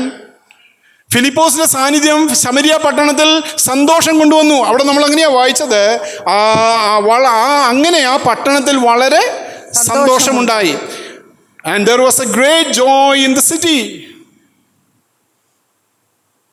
അപ്പൊ അവർക്ക് അതിനു മുമ്പ് എന്തില്ലായിരുന്നു? സന്തോഷം ഇല്ലായിരുന്നു. അപ്പൊ സന്തോഷം നഷ്ടപ്പെട്ടതിന്റെ കാരണം എന്താ? അവർക്ക് എന്തുകൊണ്ടായിരിക്കാം സന്തോഷം ഇല്ലാതിരുന്നത്? അതിനു മുമ്പ് അവർക്ക് സന്തോഷം ഇല്ലാതിരുന്നതിന്റെ കാരണം എന്താണ്? അവിടെ നമുക്ക് വായിക്കാൻ സാധിക്കുന്നുണ്ട്. 7-ാം വാക്യം വായിച്ചേ. അശുദ്ധാത്മാക്കൾ ബാധിച്ച അവരിൽ പലരും ഉണ്ടല്ലോ അശുദ്ധാത്മാക്കൾ ബാധിച്ചവര് ആയിരുന്നു. ആമേൻ. അവർക്ക് സന്തോഷം അനുഭവിക്കാൻ സാധിക്കാത്തതിന്റെ കാരണം, അല്ലെങ്കിൽ ശമര്യർക്ക് ഫിലിപ്പോസ് ചെന്ന് യേശുക്രിസ്തുവിനെ പ്രസംഗിക്കുന്നതിന് മുമ്പ് അവർക്ക് സന്തോഷം വരാഞ്ഞതിന്റെ കാരണം അവരിൽ പലരും അശുദ്ധാത്മാക്കൾ നിറഞ്ഞവരായിരുന്നു. അല്ലേ? അപ്പൊ അതാ അശുദ്ധാത്മാക്കൾ നിറഞ്ഞതായ ആളുകൾ. ലൂക്കോസിന്റെ സുവിശേഷം 4-ാം അധ്യായത്തിന്റെ 33-ാം വാക്യം വായിച്ച ഇന്നും അങ്ങനെയുള്ള അനേകരുണ്ട്. ലൂക്കോസിന്റെ സുവിശേഷം 4-ാം അധ്യായം 33-ാം വാക്യം.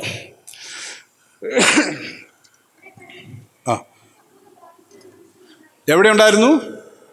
പള്ളിയിൽ. ആഹാ, അല്ലേ? 4-ാം അധ്യായത്തിന്റെ ലൂക്കോസിന്റെ സുവിശേഷം 4-ാം അധ്യായത്തിന്റെ 33-ാം വാക്യമാണ് നമ്മൾ വായിച്ചത്. അവിടെ പള്ളിയിൽ അശുദ്ധഭൂതം ബാധിച്ച ഒരു മനുഷ്യൻ ഉണ്ടായിരുന്നു. അപ്പൊ സന്തോഷം നഷ്ടപ്പെട്ടതിന്റെ കാരണമാണ് ഞാൻ പറഞ്ഞു വരുന്നത്. ഏതെങ്കിലും ഭവനത്തിൽ സന്തോഷത്തിന്റെ കുറവുണ്ടെങ്കിൽ ഓർത്തോണം, അവിടെ അശുദ്ധാത്മാവിൻ്റെ ഒരു പ്രവർത്തനമുണ്ട്. ഒരു സഭയിൽ ആ വേണ്ട ആത്മീയ സന്തോഷത്തിലേക്ക് കാര്യങ്ങൾ വരുന്നില്ല എങ്കിൽ ഓർത്തോണം, അവിടെ ഒരു അശുദ്ധാത്മാവിൻ്റെ പ്രവർത്തനമുണ്ട്. അല്ലേ? അതിനെ എന്ത് ചെയ്യണം? അതിനെ ശാസിക്കാനായിട്ടിടയായിത്തീരണം. അതിന്മേൽ ജയമെടുക്കുവാനായിട്ടിടയായിത്തീരണം. അതിന്മേൽ അധികാരമെടുക്കുവാനായിട്ടിടയായിത്തീരണം. ഇവിടെ ലൂക്കോസിന്റെ സുവിശേഷം 4-ാം അധ്യായത്തിന്റെ 33-ാം വാക്യത്തിൽ നമ്മൾ വായിച്ചത്, അവിടെ പള്ളിയിൽ അശുദ്ധഭൂതം ബാധിച്ച ഒരു മനുഷ്യനുണ്ടായിരുന്നു. അവൻ നസ്രായനായ യേശുവെ വിടൂ, ഞങ്ങൾക്കും നിനക്കും തമ്മിൽ എന്ത് എന്ന് പറഞ്ഞ് ആ പള്ളിയിൽ ഉണ്ടായിരുന്നതായ മനുഷ്യനെ ആ ദൈവം സൗഖ്യമാക്കുന്നത് കാണാനായിട്ട് സാധിക്കും. ആമേൻ. ഈ അശുദ്ധഭൂതത്തെക്കുറിച്ച് 23ഓളം വാക്യങ്ങൾ നമുക്ക് ദൈവത്തിൻ്റെ വചനത്തിൽ കാണാനായിട്ട് സാധിക്കും. അൺക്ലീൻ സ്പിരിറ്റ് എന്നാണ് ഇംഗ്ലീഷിൽ കൊടുത്തിരിക്കുന്നത്. Unclean spirit. അപ്പം നമ്മുടെ സന്തോഷം നഷ്ടപ്പെടുത്താൻ, നമ്മുടെ ആത്മീയ സന്തോഷം നഷ്ടപ്പെടുത്താൻ, നമ്മളെ വിചാരങ്ങളിട്ട് പോരാടാൻ, നമ്മുടെ ആ രക്ഷയുടെ സന്തോഷം നഷ്ടപ്പെടുത്താൻ ഒക്കെ ശ്രമിക്കുന്നതായ ഒരു അൺക്ലീൻ സ്പിരിറ്റ് ഉണ്ട് എന്നുള്ളത് ഇന്ന് പകൽക്കാലം ഓർത്തിട്ടേ നമ്മൾ ഇവിടുന്ന് കടന്നു പോകാനായിട്ട് പാടുള്ളൂ. അല്ലേ? ദൈവത്തിൻ്റെ വചനത്തിൽ ഏകദേശം 23-ലധികം പ്രാവശ്യം അതിനെക്കുറിച്ച് പറഞ്ഞിട്ടുണ്ട്. മത്തായി സുവിശേഷം 10-ാം അധ്യായത്തിൻ്റെ 1-ാം വാക്യം വായിച്ചേ. മത്തായി സുവിശേഷം 10-ാം അധ്യായം 1-ാം വാക്യം. മത്തായി 10-ന്റെ-1. അനന്തരം അവൻ തന്റെ 12 ശിഷ്യന്മാരെയും അടുക്കൽ വിളിച്ചു, അശുദ്ധാത്മാക്കളെ പുറത്താക്കുവാനും സകലവിധ ദീനവും വ്യാധിയും പൊറിപ്പിപ്പാനും അവർക്ക് അധികാരം കൊടുത്തു. അല്ലേ? എന്നെയും നിങ്ങളെയും കർത്താവ് ആക്കിയിരിക്കുന്നത് എന്തിനാണെന്നറിയാമോ? അവൻ തൻ്റെ 12 ശിഷ്യന്മാരെ, അന്ന് 12 പേരെ ഉള്ളായിരുന്നു. ഇന്ന് നമ്മൾ എത്ര പേരുണ്ട്? നമ്മൾ ഇവിടെ തന്നെ 10-60 പേരോളം ഇവിടെ ഇരിപ്പുണ്ട്. എന്നെയും നിങ്ങളെയും കർത്താവ് ആക്കിയിരിക്കുന്നത് എന്തിനാണെന്നറിയാമോ? അശുദ്ധഭൂതമുള്ളതിനെയും അശുദ്ധാത്മാവുള്ളതിനെയും അല്ലെ അൺക്ലീൻ സ്പിരിറ്റിനെയും എല്ലാം ശാസിച്ച് അതിന്മേൽ ജയമെടുക്കണം. ദൈവസഭയിലുണ്ടാകാം അങ്ങനെയുള്ള ആളുകൾ. സന്തോഷം നഷ്ടപ്പെടുത്തുന്ന, സാഹചര്യങ്ങളെ മലീമസമാക്കുന്ന, ആരാധനയെ അലക്ഷ്യമാക്കുന്ന ഇങ്ങനെയുള്ള സ്പിരിറ്റൊക്കെ ദൈവസഭയിലും ദേശങ്ങളിലും എല്ലാം ഉണ്ടാകും. അതിന്മേൽ നമ്മൾ പ്രാർത്ഥിച്ച് ജയമെടുക്കാനായിട്ട് ഇടയായിത്തീരണം. ഞാൻ ശമരിയ പട്ടണത്തിലേക്ക് നമുക്ക് മടങ്ങിപ്പോകാം. 8-ാം അധ്യായത്തിൻ്റെ 7-ാം വാക്യം. അവർക്ക് സന്തോഷമുണ്ടായതിൻ്റെ കാരണം അശുദ്ധാത്മാക്കൾ ബാധിച്ച പലരിൽ നിന്നും അവ ഉറക്കെ നിലവിളിച്ചുകൊണ്ട് പുറപ്പെട്ടു. അനേകം പക്ഷപാതക്കാരും മുടന്തരും സൗഖ്യം പ്രാപിച്ചു. അങ്ങനെ ആ പട്ടണത്തിൽ വളരെ സന്തോഷമുണ്ടായി. ആമേൻ. അവിടെ അവർ ബന്ധനത്തിലായിരുന്നു. ശമരിയ പട്ടണം മുഴുവൻ ബന്ധനത്തിലായിരുന്നു. പൈശാചിക ബന്ധനം. ഭൂതങ്ങളുടെ ബന്ധനം, അശുദ്ധാത്മാക്കളുടെ ബന്ധനം, അല്ലേ? ആ അൺക്ലീൻ സ്പിരിറ്റ് ഇട്ട് അവരെല്ലാം അവരുടെ സന്തോഷമെല്ലാം നശിപ്പിക്കുന്നതായ അവസ്ഥ. പലരും പക്ഷപാത രോഗികളായിരുന്നു, പലരും മറ്റു പല രോഗത്തിനും ഈ ലോകത്തിൻ്റെതായ പല കാര്യങ്ങൾക്കും അടിമകളായിരുന്നു. എന്നാൽ ഫിലിപ്പോസിലൂടെ ദൈവത്തിൻ്റെ വചനം, സുവിശേഷം അവരിലേക്ക് കടന്നു ചെന്ന് കഴിഞ്ഞപ്പോൾ അവരിലെല്ലാം വലിയ മാറ്റങ്ങളുണ്ടായി. അവിടുന്ന് ഭൂതങ്ങൾ വിട്ടുപോകാനായിട്ടിടയായി തീർന്നു, ഭൂതഗ്രസ്തരെല്ലാം സൗഖ്യമാകാനായിട്ടിടയായി തീർന്നു, അവിടെ വലിയ ഉണർവ് സംഭവിക്കാനായിട്ടിടയായി തീർന്നു. അതുകൊണ്ട് നമ്മൾ 8-ാം വാക്യത്തിൽ വായിക്കുകയാണ്, 8-ാം അധ്യായത്തിൻ്റെ 8-ാം വാക്യം. അങ്ങനെ ആ പട്ടണത്തിൽ വളരെ സന്തോഷമുണ്ടായി. And there was a great joy in the city. തിരുവനന്തപുരത്ത് എന്നെയും നിങ്ങളെയും ആക്കിയിരിക്കുന്നത്, പാറോട്ടുകോണത്ത് എന്നെയും നിങ്ങളെയും ആക്കിയിരിക്കുന്നത്, നാലാഞ്ചിറയിലും മണ്ണന്തലയിലും മുട്ടടയിലും കേശവദാസപുരത്തും എന്നെയും നിങ്ങളെയും ആക്കിയിരിക്കുന്നത് ആ ദേശത്തെ അന്ധകാര ശക്തികളെ ശാസിച്ച് ആ ദേശത്തിന്മേൽ സൗഖ്യം കൊണ്ടുവരുവാനാണ്, ദേശത്തെ വിടുവിക്കുവാനാണ്. എവിടെയെങ്കിലും കർത്താവേ അൺക്ലീൻ സ്പിരിറ്റ് ഞങ്ങളുടെ ജീവിതത്തിലുണ്ടെങ്കിൽ അതിനൊരു മാറ്റം വരട്ടെ, ഞങ്ങളുടെ സഭയിലുണ്ടെങ്കിൽ അതിനൊരു മാറ്റം വരട്ടെ, നിന്റെ പരിശുദ്ധാത്മാവ് ഞങ്ങളുടെ ഇടയിൽ പരിവർത്തിക്കുവാനായിട്ട് ഇടയായിത്തീരും. ഇന്ന് പകൽക്കാലം ഞങ്ങൾ അതിനുവേണ്ടി ഞങ്ങളെ തന്നെ ഏൽപ്പിച്ചു തരുന്നു എന്ന് പറഞ്ഞ് ദൈവത്തിൻ്റെ പരിശുദ്ധാത്മാവിന് നമ്മൾ നമ്മെ തന്നെ വിധേയപ്പെടുത്തുമ്പോൾ ഭൂതങ്ങളെല്ലാം വിട്ടുമാറുവാനായിട്ട് ഇടയായിത്തീരും. ഫിലിപ്പോസിന്റെ ശുശ്രൂഷയിലൂടെ 4-ാമത് നമ്മൾ കാണുന്നത് ആ പട്ടണത്തിലേക്ക് സന്തോഷം കടന്നു വരുവാനായിട്ട് ഇടയായിത്തീർന്നു. 8-ാം അധ്യായത്തിൻ്റെ 26-27 വാക്യങ്ങൾ. അപ്പോസ്തല പ്രവൃത്തി 8:26-27. അനന്തരം കർത്താവിന്റെ ദൂതൻ ഫിലിപ്പോസിനോട്, നീ എഴുന്നേറ്റ് തെക്കോട്ട് യെരൂശലേമിൽ നിന്നും ഗസയ്ക്കുള്ള നിർജ്ജനമായ വഴിയിലേക്ക് പോക എന്ന് പറഞ്ഞു.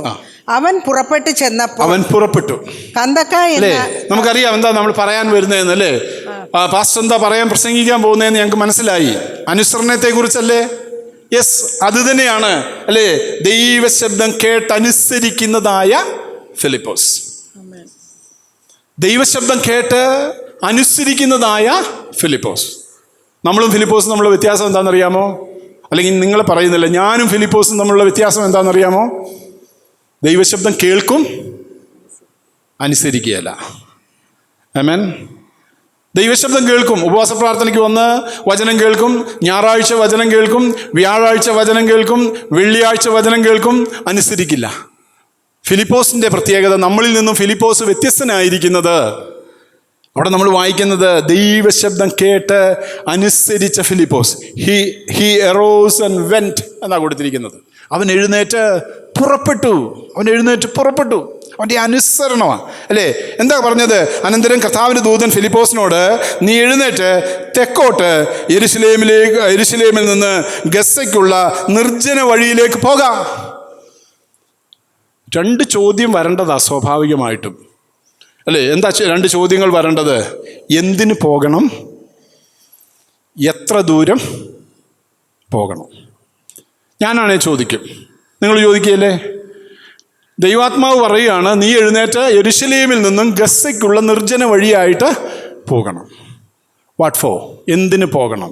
സ്വാഭാവികമാണ്, ന്യായമാണ്, നമ്മുടെ റൈറ്റാ അല്ലേ, നമ്മുടെ റൈറ്റാ. പിള്ളേരൊക്കെ നമ്മളോട് സംസാരിക്കുമ്പോൾ, ഞാൻ എൻ്റെ പിള്ളേരോടൊക്കെ സംസാരിക്കുമ്പോൾ അവരുടെ റൈറ്റിനെ കുറിച്ച് വളരെ ബോധമുള്ളവരാണ്.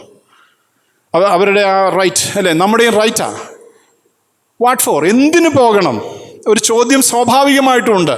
എന്നെ കേൾക്കുന്ന പ്രിയപ്പെട്ടവരെ, ഫിലിപ്പോസ് ആ ഒരു ചോദ്യം ചോദിച്ചില്ല. ചോദിക്കേണ്ടതായിരുന്നു, ഞാനാണ് ചോദിച്ചതന്നെ അല്ലേ. അതുകൊണ്ടാണ് ദൈവാത്മാവ് നമ്മളെ പലതും ഏൽപ്പിക്കാത്തത്. ചോദിക്കുമെന്ന് കർത്താവിന് അറിയാം അല്ലേ, അതുകൊണ്ടാണ് നമ്മളെ പലതും ഏൽപ്പിക്കാത്തത്. നീ എഴുന്നേറ്റ് യെരൂശലേമിൽ നിന്നും ഗസയ്ക്കുള്ള നിർജ്ജന വഴിയെ. ഈ ശമരിയയിൽ എന്ത് നടന്നുകൊണ്ടിരിക്കുക? വലിയ ഉണർവ് നടക്കുക. ശമരിയയിൽ വലിയ ഉണർവ് നടക്കുക. അത്ഭുതങ്ങളും അടയാളങ്ങളും പരിശുദ്ധാത്മാവിൻ്റെ വലിയ പ്രവർത്തനങ്ങളും നടന്നുകൊണ്ടിരിക്കുക. ആ സമയത്താണ് ദൈവാത്മാവ് പറയുന്നത്, നീ ഗാസയിലേക്ക് പോകുക, അത് നിർജ്ജന വഴി, മനുഷ്യരൊന്നുമില്ലാത്ത വഴിയിലൂടെ പോകുക. എന്തിന് പോകണം, എത്ര ദൂരം പോകണമെന്ന് പറഞ്ഞില്ല. യെരൂശലേമിൽ നിന്നും ഈ സ്ഥലത്തേക്ക് ഏകദേശം 160 കിലോമീറ്റർ ഉണ്ട് എന്നാണ് ജിയോഗ്രഫി പഠിക്കുമ്പോൾ നമുക്ക് മനസ്സിലാക്കാൻ സാധിക്കുന്നത്.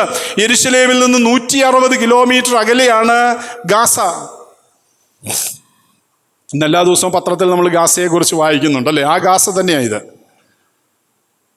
ആ സ്ഥലം തന്നെയായത്. ഏകദേശം 160 കിലോമീറ്റർ ദൂരമുണ്ട്. ഇന്നത്തെ ഹൈവേ ഇല്ല, ഫ്ലൈറ്റില്ല, ട്രെയിനില്ല, അല്ലേ, യാതൊരു സൗകര്യവുമില്ല. പോകാനായിട്ട് പറഞ്ഞു. ഫിലിപ്പോസ് ഇറങ്ങി. അതാ അനുസരണം. ആമേൻ. നമുക്ക് അനുസരിക്കാൻ സാധിക്കുമോ? എന്നെ കേൾക്കുന്ന ദൈവമക്കളെ, നമ്മൾ അനുസരിക്കുന്നവരാണോ? നമുക്ക് ദൈവാത്മാവിന് വിധേയപ്പെടുന്ന ഒരു സ്വഭാവമുണ്ടോ? അല്ലേ, അത്ഭുതങ്ങളും ഉണർവും എല്ലാ സൗകര്യങ്ങളും ഉപേക്ഷിച്ച് ഗസയിലേക്ക് പോകാനായിട്ട് പറയുമ്പോൾ പോകാനുള്ള ഒരു അനുസരണം, അല്ലേ, ന്യായമായ ഒരു 2 ചോദ്യങ്ങൾ നിൽക്കുകയാണ്. എത്ര ദൂരം പോകണം? കർത്താവ് പറഞ്ഞില്ല. എന്തിന് പോകണമെന്ന് പറഞ്ഞില്ല. നീ പോക എന്നാ പറഞ്ഞത്. He Eros and went. അവൻ അനുസരിച്ചു, അവൻ ഏൽപ്പിച്ചു കൊടുത്തു, അവൻ താഴ്ത്തി ഏൽപ്പിച്ചു. യെസ്, ദൈവത്തിൻ്റെ ദൂതൻ പറഞ്ഞപ്പോൾ, അല്ലെങ്കിൽ ദൈവാത്മാവ് പറഞ്ഞപ്പോൾ അവൻ അതിനെ അനുസരിച്ചു. അനുസരിക്കാൻ സാധിക്കുമോ? അവിടെ വിടുതലുണ്ടാകും. നാളുകളായിട്ട് പ്രാർത്ഥിച്ചിട്ട് വിടുതലില്ലാത്ത ചില വിഷയങ്ങളെ ഇന്ന് പകൽക്കാലം ദൈവം വിടുവിക്കും. ദൈവം പറഞ്ഞ ചില കാര്യങ്ങളെ അനുസരിക്കാനായിട്ട്, വിട്ടുകളയാനായിട്ട് ഒരുക്കമുള്ളവരാണെങ്കിൽ ആ നമ്മുടെ ഭവനത്തിൽ ബന്ധിച്ചിരിക്കുന്ന അൺക്ലീൻ സ്പിരിറ്റ് ഒക്കെ ഉണ്ടല്ലോ, അവിടെ മാറിപ്പോകുവാനായിട്ട് ഇടയായിത്തീരും. Praise the lord. Hallelujah. Praise the lord. Amen. ദൈവത്തിൻ്റെ പ്രവൃത്തി എവിടെ ഉണ്ടാകും, അല്ലേ? ഇനി നോക്കിയേ, ആ അനുസരണത്തിൻ്റെ പൂർത്തീകരണം നമുക്ക് കാണാൻ സാധിക്കുന്നത് എവിടെയാണെന്നറിയാമോ? വായിക്കാം. 27 മുതൽ വായിച്ചു. എന്നപ്പോൾ കന്ദക്ക എന്ന ഐത്തോപ്യ രാജ്ഞിയുടെ ഒരു ഷണ്ഡനും മഹാനും അവളുടെ സകല ഭണ്ഡാരത്തിനും മേൽവിചാരകനുമായ ഒരു ഐത്തോപ്യനെ കണ്ടു.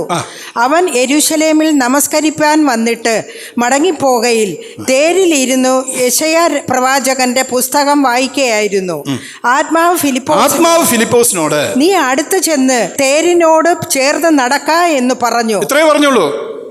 ഫിലിപ്പോസിനോട് ദൈവാത്മാവ് എന്താ പറഞ്ഞത്? നോക്കി, നീ ആ അടുത്ത് ചെന്ന് തേരിനോട് ചേർന്ന് നടക്ക എന്ന് പറഞ്ഞു.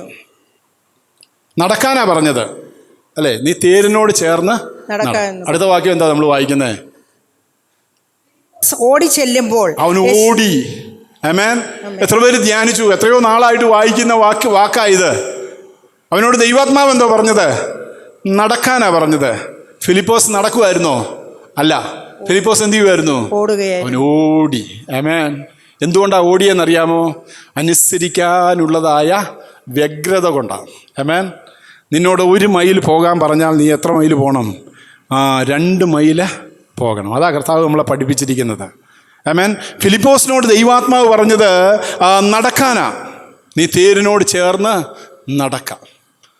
ഫിലിപ്പോസ് ഓടി. അത് വായിച്ചപ്പോൾ എൻ്റെ ഹൃദയം കത്താനായിട്ടിടയായി തീർന്നു. ഈ ഭാഗം ഞാൻ ധ്യാനിച്ചു വന്നപ്പോൾ അതെൻ്റെ ശ്രദ്ധയിൽപ്പെട്ടത്. യെസ്, നടക്കാൻ പറഞ്ഞാൽ ഞാനാണെങ്കിൽ എഴയത്തേ ഉള്ളൂ. കാരണം എന്തിനാ പോകാൻ പറഞ്ഞതെന്നൊന്നും എനിക്കറിയില്ല. പതിയെ, അല്ലേ? ഇവിടെ കണ്ടിട്ടില്ല. ഇപ്പം ഞാൻ അനൗൺസ് ചെയ്യുവാണ്, ബാക്കി ഇരിക്കുന്നവരെല്ലാം ഒന്ന് എണീറ്റ് ഫ്രണ്ടിലോട്ട് വന്നിരുന്നേന്നൊന്ന് പറഞ്ഞാൽ, ഞാൻ പറയുകയല്ല, നിങ്ങൾ ആരും പേടിക്കണ്ട. കാരണം നിങ്ങൾക്ക് എന്നെ അറിയാവുന്നതുകൊണ്ട് ഞാൻ പറയുകയല്ല. നിങ്ങൾ പലരും എങ്ങനെ എഴുന്നേക്കും, അല്ലേ? പതുക്കെ 1-2 പേര് അനുസരിക്കണമല്ലോ എന്ന് വിചാരിച്ച് ചിലർ വന്നാലായി. നമ്മുടെ അനുസരണം അങ്ങനെയാണ്. ഞാൻ നിങ്ങളെ കുറ്റം പറയുന്നില്ല, ഞാനും അങ്ങനെയാണ് പലപ്പോഴും. നിങ്ങൾ മാത്രമല്ല, പലപ്പോഴും ഞാനും അങ്ങനെയാണ്. കൺവെൻഷനൊക്കെ പോയിട്ട് അല്ലെ ഏറ്റവും പുറകെയിരിക്കും. അവിടെ ലീഡ് ചെയ്യുന്ന ആൾ പറയും മുന്നോട്ട് വന്നിരിക്കാൻ പറഞ്ഞാൽ നമ്മളെങ്ങനെയാണ്? എന്നാൽ ഫിലിപ്പോസിനെ നോക്കി, എന്തുകൊണ്ടാണ് ദൈവാത്മാവ് ഫിലിപ്പോസിനെ ഉപയോഗിച്ചത്? അത് പറയാനാ. അത്ഭുതങ്ങളും അടയാളങ്ങളും നടന്നതിൻ്റെ കാരണം എന്താ? രോഗികൾ സൗഖ്യമായതിൻ്റെ കാരണം എന്താ? ഭൂതങ്ങൾ അലറി ഓടിയതിൻ്റെ കാരണം എന്താ? സഭ വളർന്നതിൻ്റെ കാരണം എന്താ? സഭയിൽ ശിഷ്യന്മാരുടെ എണ്ണം പെരുകിയതിൻ്റെ കാരണം എന്താ? അതാ നമ്മൾ വായിക്കുന്നത്. 29-ാം വാക്യത്തിൽ നമ്മൾ വായിച്ചത്, ആത്മാവ് ഫിലിപ്പോസിനോട് നീ അടുത്ത് എന്ന് തേരിനോട് ചേർന്ന് നടക്ക എന്ന് പറഞ്ഞു. ഫിലിപ്പോസ് ഓടി ചെല്ലുമ്പോൾ, അവൻ ഓടി അനുസരിക്കാനുള്ള വ്യഗ്രതയോടുകൂടെ ഓടുന്നതായ ഫിലിപ്പോസിന്റെ മനോഭാവം ഇന്ന് പകൽക്കാലം കർത്താവേ എനിക്ക് നീ നൽകി തരണമേ. കർത്താവേ, എൻ്റെ കുറവുകളൊന്നും ഓർക്കല്ലേ കർത്താവേ. ആ ഫിലിപ്പോസിനെ പോലെ പരിശുദ്ധാത്മാവിന് വിധേയപ്പെടുവാനും പരിശുദ്ധാത്മാവിനെ അനുസരിക്കുവാനും കർത്താവേ നീ നടക്കാൻ പറഞ്ഞപ്പോൾ അതനുസരിക്കാനുള്ള വ്യഗ്രത പോലെ ഓടുന്നതായ ഫിലിപ്പോസാക്കി നീ എന്നെ തീർക്കണമേ എന്നുള്ള പ്രാർത്ഥനയോടെ ഇന്ന് പകൽക്കാലം നമുക്ക് ദൈവസന്നിധിയിലായിരിക്കാൻ കർത്താവ് നമ്മെ സഹായിക്കട്ടെ. അവൻ ഫിലിപ്പോസ് ഓടി. അനുസരിക്കാനുള്ള ആ മനോഭാവം, ദൈവശബ്ദം കേട്ടനുസരിക്കുന്നതായ ഫിലിപ്പോസ്. 5 കാര്യങ്ങൾ നമ്മൾ കണ്ടു. 1, അവൻ full of holy spirit. 2 a man of full of faith. 3 അവൻ ക്രിസ്തുവിനെ പ്രസംഗിച്ചു. He preached Christ among them. 4 and there was a great joy in the city. അവൻ ആ പട്ടണത്തിൽ സന്തോഷം കൊണ്ടുവന്നു. 5 അവന് ദൈവശബ്ദം കേട്ട് അനുസരിച്ചു, ഒരു മടിയും കാണിച്ചില്ല. 6 35 വാക്യം വായിച്ചേ. ഞാൻ അവസാനിപ്പിക്കാൻ പോവുക, സമയം കഴിഞ്ഞല്ലോ. 35. ഈ തിരുവെഴുത്ത് ആധാരമാക്കി അവനോട് യേശുവിനെ കുറിച്ചുള്ള സുവിശേഷം അറിയിപ്പാൻ തുടങ്ങി. ഫിലിപ്പോസ് ഈ തിരുവെഴുത്ത് ആധാരമാക്കി അവനോട് യേശുവിനെ കുറിച്ചുള്ള സുവിശേഷം അറിയിപ്പാൻ തുടങ്ങി. നല്ല വചന നിശ്ചയമുള്ള ഫിലിപ്പോസ്, നല്ല വചന നിശ്ചയമുണ്ട് അല്ലേ? അതുകൊണ്ടാണ് ഫിലിപ്പോസിനോട് കർത്താവ് നീ തേരിനോട് ചേർന്ന് നടക്കാനായിട്ട് പറഞ്ഞത്. ശമരിയയിലായിരുന്നു, ആധുനിക യാത്രാ സൗകര്യം ഒന്നുമില്ലാഞ്ഞിട്ടും ദൈവാത്മാവിനാൽ നടത്തപ്പെട്ട് അവൻ ഈ ഗസ്സയിലേക്കുള്ള നിർജ്ജന വഴിയിലേക്ക് വന്നു. അവിടുത്തെ ഉണർവെല്ലാം ഉപേക്ഷിച്ച്, അവിടുത്തെ സൗകര്യങ്ങളെല്ലാം ഉപേക്ഷിച്ച്, അവിടുത്തെ തൻ്റെ എല്ലാ കർമ്മങ്ങളും ഉപേക്ഷിച്ച്, അവിടെ ഉണ്ടായിരുന്ന ഇന്നലെ വരെ ചെയ്തതായ പ്രവർത്തനങ്ങളെയെല്ലാം ഉപേക്ഷിച്ച് ദൈവാത്മാവ് പറഞ്ഞപ്പോൾ ഒരു മനുഷ്യനും ഇല്ലാത്തതായ ആ ഹൈവേയിൽ നിർജ്ജന വഴിയിൽ വന്ന് കാത്തുനിന്ന് എത്യോപ്യ രാജ്ഞിയുടെ ഷണ്ണനെ കണ്ടപ്പോൾ അവൻ്റെ തേരിനോട് ചേർന്ന് നടക്കുക എന്ന ദൈവാത്മാവിൻ്റെ സന്ദേശം കേട്ട് അതിനെ അനുസരിക്കാനുള്ള വ്യഗ്രതയോടെ തേരിനോട് ചേർന്നോടി. ഓടിയതിൻ്റെ കാരണം ചിലപ്പോൾ എന്തായിരിക്കും? തേരെന്ന് പറഞ്ഞാൽ അല്പം ശക്തിയിലാണ് അല്ലേ, സ്പീഡിലാണ് പോകുന്നത്. നടന്നാൽ ഒപ്പം എത്താൻ കഴിയുകയില്ല. അവനോടി. എന്നിട്ട് ചോദിക്കുകയാണ്, നീ വായിക്കുന്നത് ഗ്രഹിക്കുന്നുവോ? അവനോട് യെശയ്യാ പ്രവാചകൻ്റെ പുസ്തകത്തിൽ നിന്നും യേശു ക്രിസ്തുവിനെ കുറിച്ചുള്ള സുവിശേഷം നിർമ്മല വചനം പങ്കുവച്ചു. നല്ല വചനജ്ഞാനമുണ്ടായിരുന്നു, വചനത്തിൽ നല്ല പാണ്ഡിത്യമുണ്ടായിരുന്നു, വചനത്തിൽ നല്ല അറിവുണ്ടായിരുന്നു. വചനം പഠിക്കുന്നവനും അതിനെ ഗ്രഹിക്കുന്നവനും അതിനെ മനസ്സിലാക്കുന്നവനും അതിനെ പ്രാക്ടീസ് ചെയ്യുന്നവനുമായിരുന്നു. ഈ നാളുകളിൽ എനിക്ക് നിങ്ങൾക്കും ആവശ്യമായിരിക്കുന്നത് ദൈവവചനത്തെക്കുറിച്ചുള്ളൊരു നല്ല ഗ്രാഹ്യം നമുക്ക് ഉണ്ടായിരിക്കണം. എങ്കിലേ ദൈവത്തിന് വേണ്ടി പ്രയോജനപ്പെടാനായിട്ട് നമുക്ക് സാധിക്കുകയുള്ളൂ അല്ലേ? അവസാനമായി 21 അധ്യായത്തിൽ വീണ്ടും നമുക്ക് ഫിലിപ്പോസിനെ കാണാം. ഈ 8 അധ്യായത്തോടുകൂടെ നമ്മൾ ഫിലിപ്പോസിൻ്റെ ചരിത്രം നമുക്ക് അധികം കാണാനായിട്ട് പിന്നീട് കാണാൻ സാധിക്കുന്നില്ല. പിന്നെ നമുക്ക് എവിടെയാണ് ഫിലിപ്പോസിനെ കാണാൻ സാധിക്കുന്നത്? 21 അധ്യായം 8-9 വാക്യങ്ങൾ. അതുകൂടെ പറഞ്ഞ് ഞാൻ അവസാനിപ്പിക്കാം.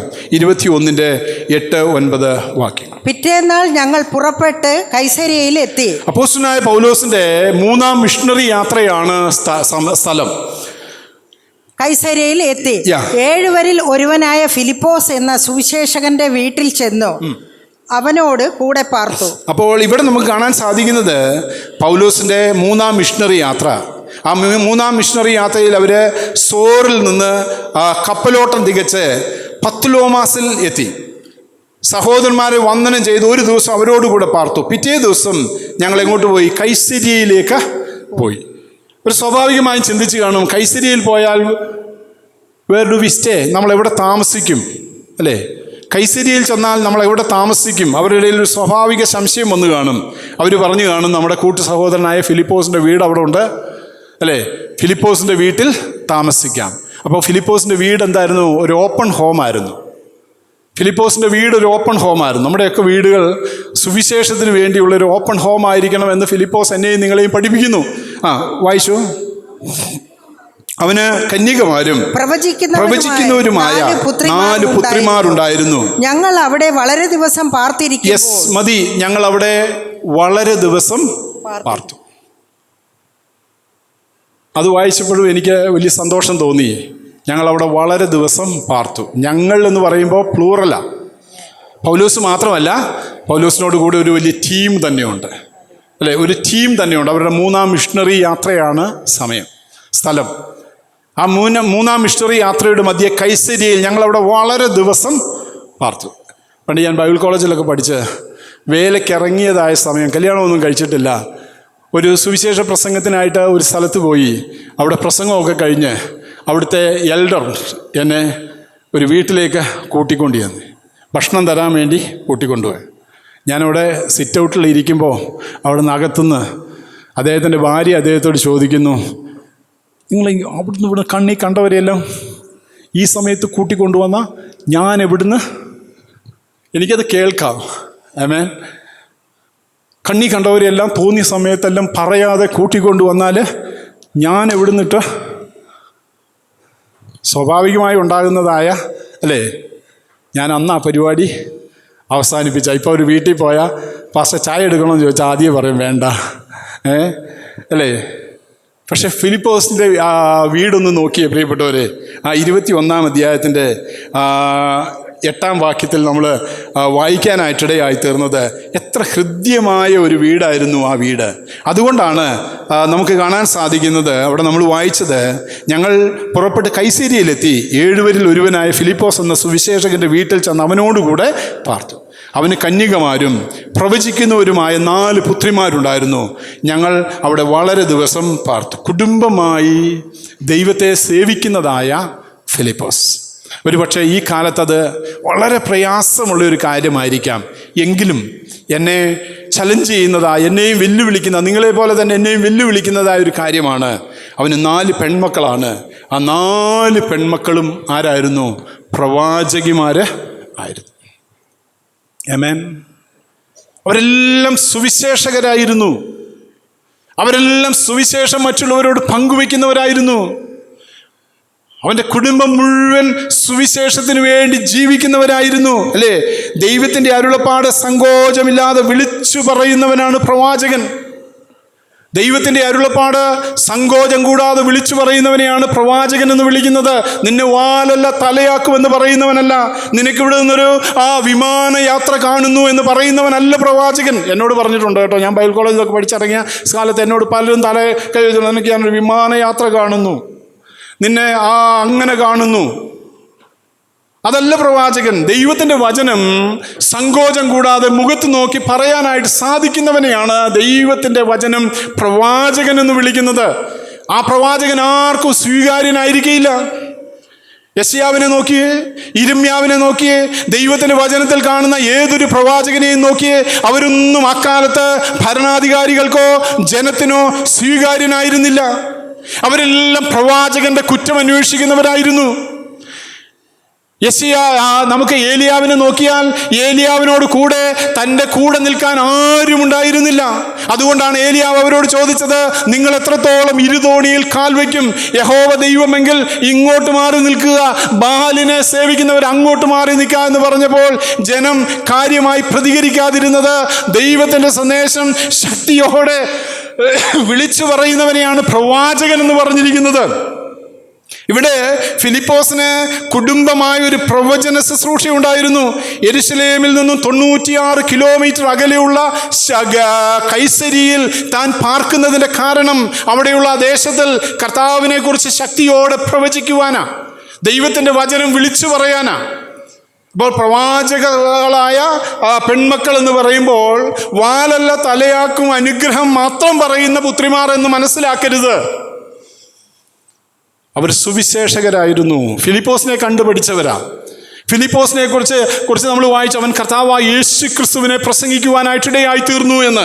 അവർ കുടുംബമായിട്ട് അങ്ങനെ പറയുന്നവരായിരുന്നു എന്ന് കാണാൻ സാധിക്കും. ഞാൻ വാക്കുകളെ അവസാനിപ്പിക്കുകയാണ്.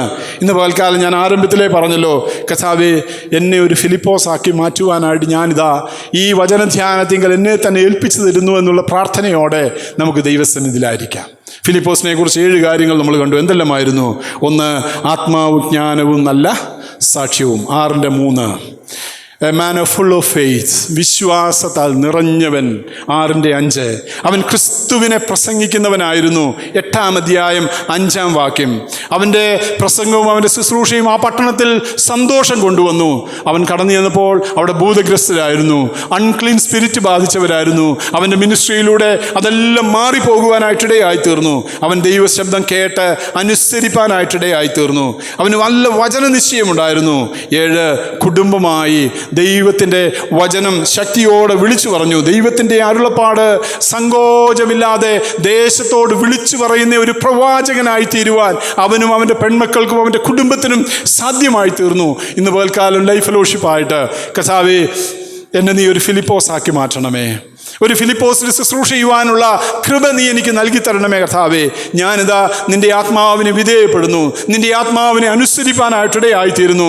നിൻ്റെ ആത്മാവിന് വേണ്ടി കർത്താവെ അനുസരിപ്പാനുള്ള വ്യഗ്രതയോടെ ഞാൻ ദൈവസന്നിധിയിലായിരിക്കുന്നു എന്നുള്ള പ്രാർത്ഥനയോടെ നമുക്ക് ദൈവസന്നിധിയിലായിരിക്കാം. ദൈവം നമ്മെ ധാരാളമായി അനുഗ്രഹിക്കട്ടെ. ആമേൻ.